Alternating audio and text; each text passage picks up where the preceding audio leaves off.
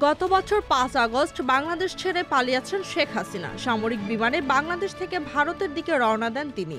সঙ্গে ছিলেন তার বোন শেখ রেহানা ছাড়াও বেশ কয়েকজন। সেদিন শেষ মুহূর্ত পর্যন্ত অধিকাংশ ভারতীয় এবং বাংলাদেশি সংবাদ মাধ্যমই দাবি করেছিল হাসিনার বিমান কলকাতার দিকেই উড়ে আসছিল। কিন্তু পরে জানা যায় কলকাতার বদলে বিমানটি গাজিয়াবাদের বিমান ঘাঁটিতে অবতরণ করেছে। ঢাকা থেকে আকাশে ওড়ার পরেই বিমানটির সবকটি ট্রান্সপন্ডার বন্ধ করে দেওয়া হয়। এর অর্থ বিমানটি স্কুয়াক কোড, সেটি কত উচ্চতায় উঠছে, সেটির গতি কত, এই ধরনের কোনো তথ্যই তখন আর জানা সম্ভব হবে না। কিন্তু গাজিয়াবাদের বিমান ঘাঁটি নয়, বরং বাংলাদেশ থেকে রওনা দিয়ে কলকাতাতেই অবতরণ করার কথা ছিল শেখ হাসিনার বিমানের। যদিও শেষ মুহূর্তে কলকাতায় অবতরণ না করিয়ে বিমানের মুখ ঘুরিয়ে দেওয়া হয় দিল্লির দিকে। শেখ হাসিনার বাংলাদেশ থেকে পালিয়ে আসা পর্ব নিয়ে গোপন তথ্য প্রকাশ করে এমনই দাবি করেছে গণমাধ্যম।